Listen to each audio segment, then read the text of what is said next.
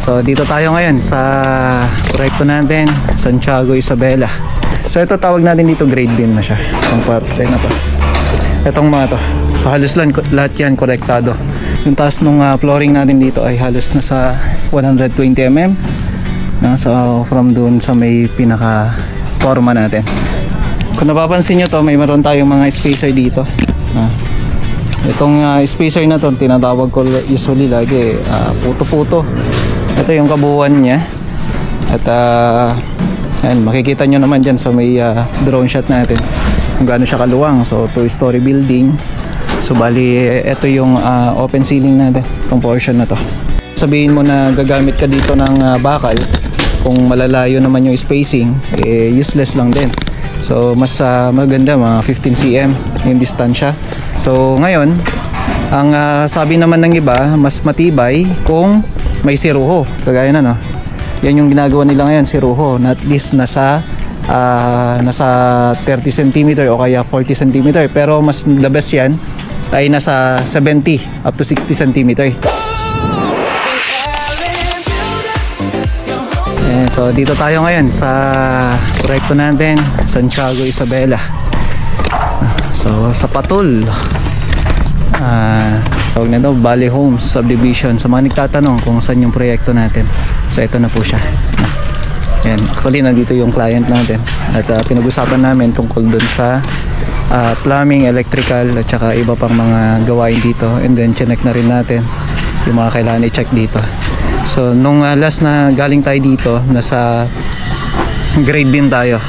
So meron naman tayo ditong nakatoka na engineer, si Engineer Mel dyan. Yan, staff natin, no? So bali sa kanya nakatoka ngayon itong proyekto na to. Siya nagsusupervise lahat na. So kumbaga halos dito na siya nakatira para kahit na wala tayo sa proyekto na to, kumbaga chine-check lang natin. Minsan po dumadaan tayo dito pero hindi na natin i-content. Ang ginagawa niya, kumbaga nakatutok lang siya dito lagi, no? Siyempre siya na rin nakalagay dito, engineer. Ayan na, si Engineer Mel dyan kasi siya naman ang nagbabantay dito sa proyekto natin. Okay, so ayan, 2-story na residential house. So abangan nyo to kung sakali, mga kamusta, no? At ito yung ginagawa natin. Actually yung perspective natin ay nawala na kasi natunaw na yung perspective natin kasi nakaarawan eh. At ito na nga po, itong part na to, ito yung car park, itong part na to. So dalawang sasakyan kasya dito. At siguro possible isang SUV, isang sedan. So yan, kakasya, no? So bali eto may porch dyan sa may part na to. Ito pa yung isang pinaliwanag ko kanina para dun sa paglalagyan ng yung glass niya o kaya yung tempered glass. Kasi seamless yon, ganun din dun sa may part na yan, dun sa may pinaka front niya. So ito kasi open ceiling yan, open below yan, no? So itong part na dun mag-L yan papunta ron. So bali puro glass yan nakalagay dyan. Abangan nyo yan yung perspective natin, no? So bali ito may naka-prepare na rin para sa CHB natin. Kasi pagkatapos lang ng buhos natin dyan, CHB laying na. And syempre poste pala, poste ito, CHB, I mean dito sa baba may mag-CHB na dito. Ano po yung ginagawa namin.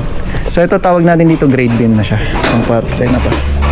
Itong mga to, so halos lang lahat yan korektado.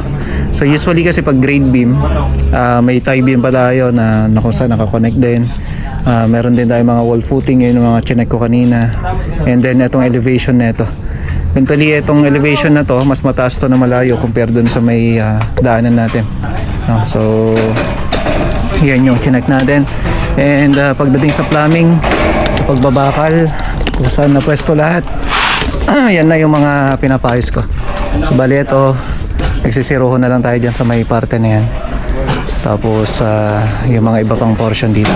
Ayan. So bali eto, dito pa nga yung plan kasi chinek ko kanina. Kasi ito may TNB dito sa may portion na to, kaya sabi ko ibababa natin, drop natin to. Ganun din sa may balcony. So i-drop namin yung flooring niya. So yung taas na ito, yung taas nung flooring natin dito ay halos nasa 120 mm. So from doon sa may pinaka forma natin or formworks natin. So ang gamit namin dito, kasi ito yung gusto ni client natin, 3/4 na phenolic. So yan po yung ginamit namin. So bali 3/4 na yon. So yung thickness na yon, napakaganda nun para hindi siya maglulundo. Ang isa pa, syempre yung support, yung bakal na nakalagay dito. So halos lahat ng tubo namin dito ganun na rin po. So bali yun yung mga nilagay na natin dito. Okay, so ganun din to. Ito yung CR, so idra-drop ko to, ipapadrop ko rin siya para hindi mas or hindi, para hindi pantay yung flooring dito tsaka flooring dito. Kahit nasabihin na natin na tataas naman dito sa may portion na to, hindi pa rin enough yun para sabihin natin na ayos lang yan, no? So yun po yung mga chine-check natin na isa. So ito na lang yung popormahan dito sa may portion na to.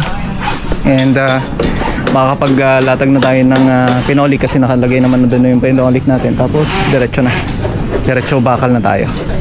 Kung napapansin nyo to, may meron tayong mga spacer dito. Itong spacer na to, tinatawag ko usually lagi puto-puto. Ayan yung gamit namin. Ayan. So meron tayo dito puto-puto. So ang laki na ito or taas na ito, pakita natin lang. Ayan, 40 mm mga kamusta, no? O kaya naman 4 cm. So check natin, sukatin natin para makita nyo. So yun po yung spacer natin na ginagamit sa slab natin, sa biga natin. Ayan. Ayan. So 40 mm o kaya 4 cm. So standard po yan. Dito spacer natin dito. Tapos hindi pa ganun ang pagkalagay, pag ganyan. So itong alambre na to, ang trabaho nito, yan, susuksok natin na ganyan. Yan ay magiging spacer niya. Okay, so ganyan na ganyan yan. Ganon din sa kabila, tapos sa ilalim niya. Ayun, 40 mm yan, no? So bali yan yung ginagamit natin spacer para dito sa biga natin.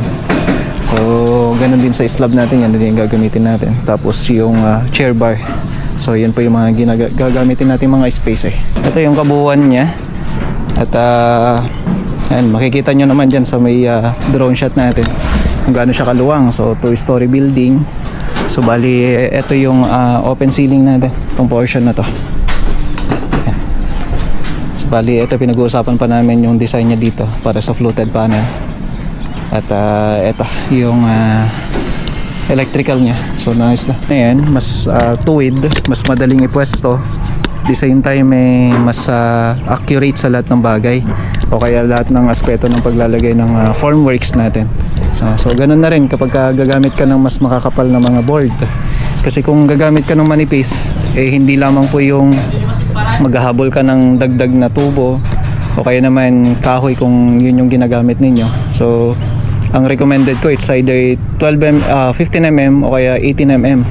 Hollow board man yan o kaya phenolic board. Okay, so yun po yung mga recommended natin na mga board at saka yung paglalagay natin ng forma. Sabihin mo na gagamit ka dito ng bakal, kung malalayo naman yung spacing, useless lang din. So mas maganda mga 15 cm yung distansya. Tapos susuportahan natin ang mga tukod sa ilalim, the best na po yun. Okay, so yun po yung isang bagay na ginagawa namin. Tapos ang gagamitin pa naming board dito ay 18 mm o kaya 3/4.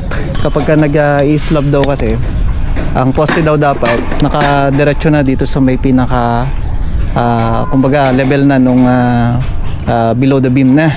So ngayon, ang sabi naman ng iba, mas matibay kung may siruho, kagaya na, no? Yan yung ginagawa nila ngayon, siruho, na at least nasa 30 cm o kaya 40 cm, pero mas the best yan ay nasa 70 up to 60 cm. So yan po yung laging pinagtatalunan, ano nga ba yung pinaka the best, yung nakalibel na dito sa may below the beam or yung dumiretso na, dumiretso na, kumbaga yun yung baba nung biga na yun, yun na yung pantay nung na finish na buhos nung poste o kaya yung may seruho na ganyan. So comment mo dyan sa baba, alin nga daw ba talaga yung mas matibay. At siguro dito naman sa ginagawa namin, ito na yung isa sa mga may re-recommend ko o kaya para sa akin mas matibay kasi as part ng paggagawa ng mga mga building, syempre naka-indicate yan sa plano at kung ano yung gagawin, no? So doon pa lang nasagot ko na yung para sa akin, para sa opinion ko. Paano naman sa iba, no? So comment lang sa baba.